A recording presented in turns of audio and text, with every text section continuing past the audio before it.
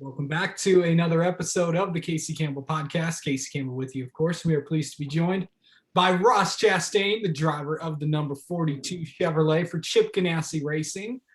Hi, Ross. Hey, Casey. How are you doing? I'm doing good, man. So, how'd Atlanta go?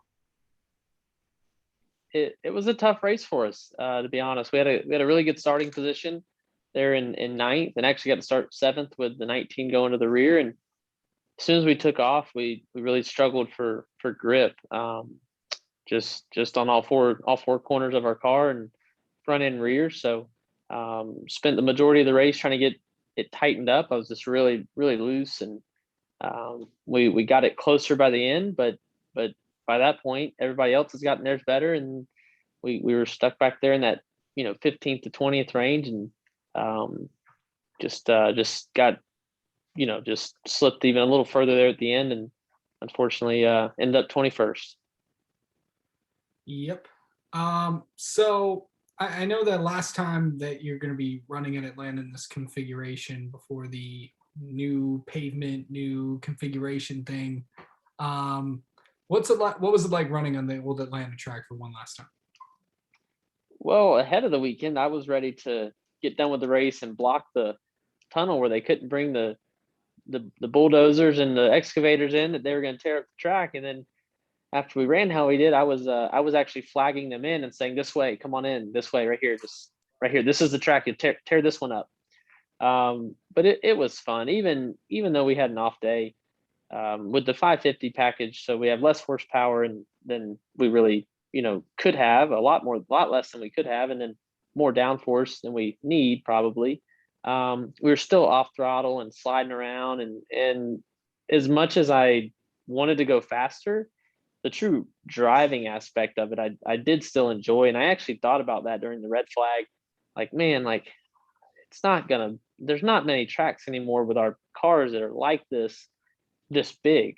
It's really more like a Richmond or something where you're just off throttle and you're rolling, and especially compared to other mile and a half. So the true art of driving was still fun, even though we're not the fastest car by any means. Yeah. So of course we've seen, overall CGR has been doing really well, and of course with you, and of course Kurt winning on Sunday, and then even though CGR is not going to be around next year, you guys are really stepping up your performance at about the right time, right before the playoffs. Yeah, man. Yeah, it's been a steady progression.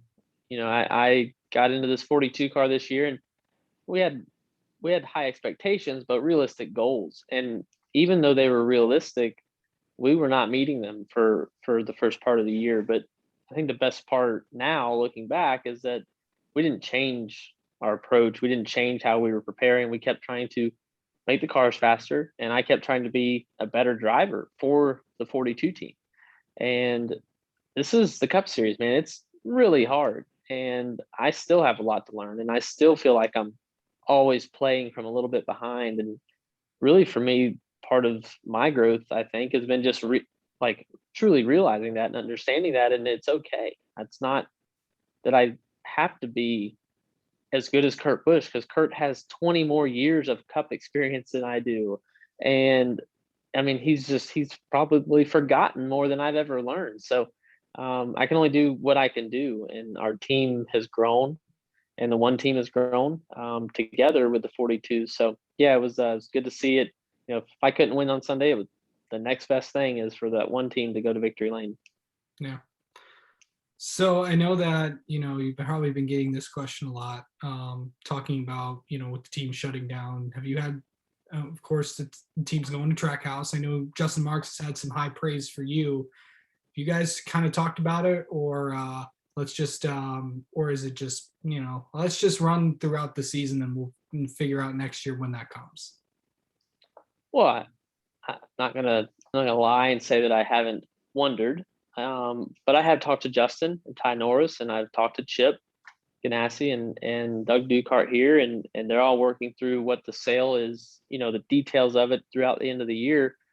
But nothing changes. Nothing changes for this building. and this room I'm sitting in and in the thought processes, yes, there's a lot of questions, and there's a lot of questions, and those questions are just not ready to be answered yet. So we all had to realize that, and it was a few days for a lot of the employees here to, I think, understand that. But Justin's gotten in front of them, spoke to them. I from what Justin said, there's going to be a lot of familiar faces, at Trackhouse that are at CGR now next year. So I think that there's a lot to look forward to the future, but there's also the most is to look forward to the now and what we have in front of us. So yeah, I want to be wherever I'm wanted, and I want to be wherever, I want to be in the, in the Cup Series competing. And that is the goal. So I'm not going away. If I have, if my if I can find a way, then we'll be here somewhere somehow. Yep. So the now you talked about is New Hampshire, of course, the Magic Mile, going there first time, and then going there, and then before the 2-week Olympic break, and then really a straight shot until the championship in November.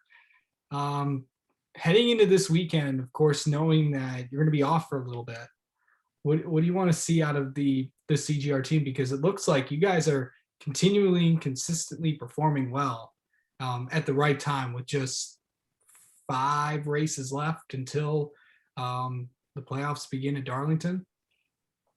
Yeah, man. New Hampshire is not a place that I've ever had any success that I could measure with the smallest of tools. Like, I don't feel like I've done much right there, but I don't know that I've been looking at it right, and I don't know that I've been attacking the racetrack and just a true lap around there right.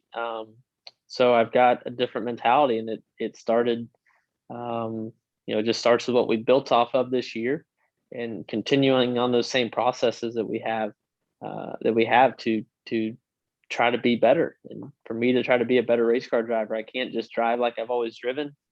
I have to push myself to find that limit, and to find my limit, and then not cross over that. So flat track, you overstep the entry, hit the bumps into turn 3. It's really easy to wheel hop or lock the left front and get up above the PJ1, and you're in the wall and you're pitting for a flat right side tire because you push the fender in. Like, it can go bad really quick. And so living in that element of attacking and not being nervous or scared that I'm going to mess up, but confident enough that I can go to that level and stop and drive the car there, is where my head is at this week. And that's really the only focus. So we've got the potential to be great. Like you said, we've shown the speed, and it's just another race to go prove it.